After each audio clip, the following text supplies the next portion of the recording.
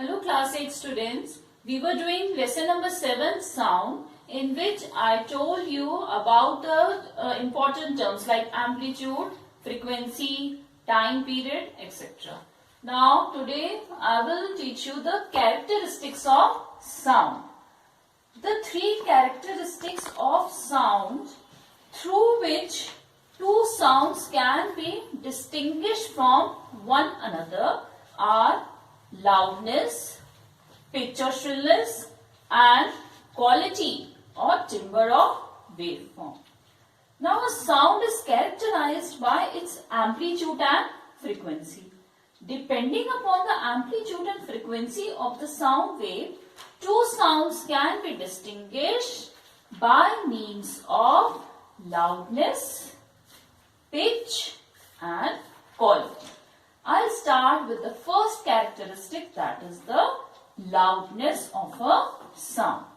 Now loudness of a sound is the characteristic by virtue of which a loud sound can be distinguished from a faint one, both having the same frequency and the same waveform. In these two figures I have shown two waves. Waveform is same and frequency is same. Frequency means the number of waves made in one time period. This is a frequency. This is frequency. Same frequency they both have. But what do they differ? They differ in the amplitude. The amplitude of this wave is 2 meters. And the amplitude of this wave is 4 meters. This is displacement versus time graph. Displacement time graph of two waves. So what do they differ in? Amplitude. The amplitude of this second wave is double of this first wave. That means whose loudness is more? The loudness of the second wave is more than the loudness of the first wave. Because loudness depends on amplitude. More amplitude, more will be the loudness. And amplitude is the maximum displacement of the wave from its mean position on either side. This is the amplitude, the distance from here to the topmost point. That is the amplitude. Now some examples I will give you. If you gently pluck the string of a guitar or a sitar, a soft sound is heard. But if you pluck the string hard, it gets displaced more from its rest position. That is, amplitude of vibration is more. So a loud sound is heard. Similarly, if you strike the drum gently, a faint sound is heard. But if you strike it hard, you will hear a loud sound, because then the membrane of the drum will vibrate with a larger amplitude. Similarly, if the key of a piano is hit harder or a pipe is blown harder, we put more energy in the vibrating system, due to which the amplitude of vibration is increased and a loud sound is produced. Now these are the factors affecting the loudness of a sound. The loudness of sound depends on these factors, these four factors. First is the amplitude of the wave. Second is the distance of the source of the sound. Third is the surface area of the vibrating body. And fourth one is sensitivity of the listener. Now how does it depend on the amplitude? I've already told you. When a body vibrates with a greater amplitude, it sends a greater amount of energy, and the energy received by the eardrum is large. So the sound heard is louder. More amplitude, more loudness. Now the second factor, if the listener is close to the source of the sound, he hears it quite louder. But if he is far away, the sound becomes feeble. The sound becomes weak.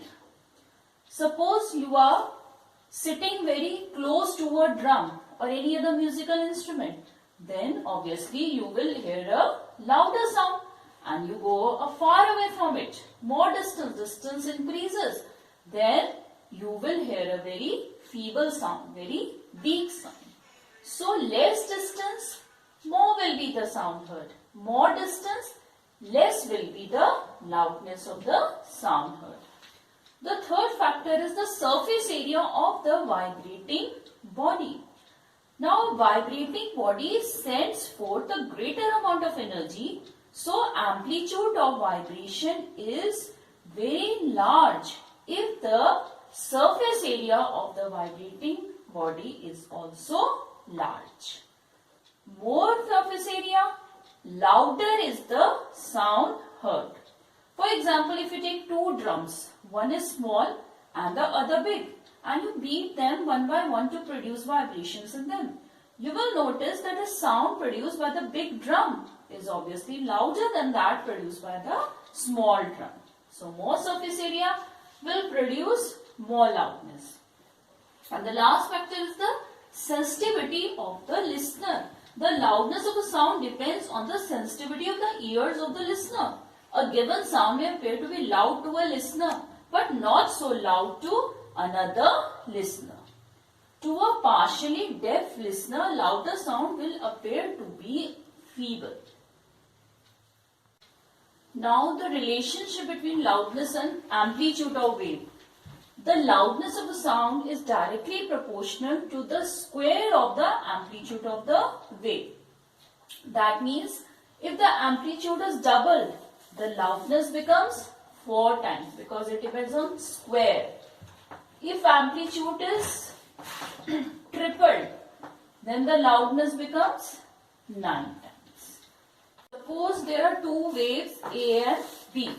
The amplitude of wave A is 2 cm and that of wave B is 3 cm, and both the waves are of same frequency. So the ratio of loudness of B to the loudness of A will become 3 cm square upon 2 cm square, because the loudness depends on the square of the amplitude.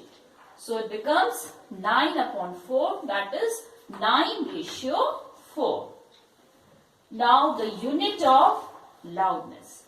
The loudness of sound is measured on a special scale and it is called the decibel scale. And 1 decibel, you denote decibel by small d and capital B. 1 decibel is 1/10 of bell, where bell is the unit of level of loudness, which was named after the scientist Alexander Graham Bell, who invented one of the most useful devices, that is telephone. Now children, the minimum loudness of sound audible at frequency 1 kilohertz, frequency of 1 kilohertz, that is considered to be the zero level. Because whenever we are measuring something, we have to assign a scale and we have to always start from the zero level to it. The zero level in decibel is taken to be the frequency of 1 kilohertz. That means 1 kilohertz frequency equals to 0 decibel. And it is taken as the reference level. When the loudness increases 10 times, the level of the sound is 10 decibel. If the loudness increases 100 times, it becomes 20 decibel. Loudness increases 100 times, it becomes 20 decibel.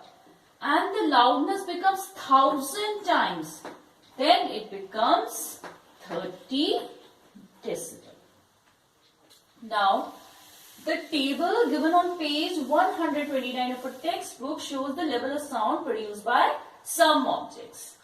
You can see that the minimum audible sound, that is the 0 decibel level, which is very much faint, and the maximum sound is of rocket takeoff, which is 140 decibel and much painful to our ears. The safe limit of level of sound for hearing is from 0 to 80 decibel. This is called the safe limit of hearing, which your ears can take without any harm getting to them. The sound level of 10 decibel to 30 decibel. This has a very soothing sensation. and a constant hearing of sound of level above 120 decibel can cause headache and permanent damage to the ears of the listener, and such sound is called a noise. So all the sound above 120 decibel becomes noise, and it is very harmful to your ears. It can cause many diseases, like it can cause headache, nausea, and also permanent damage to the ears of the listeners.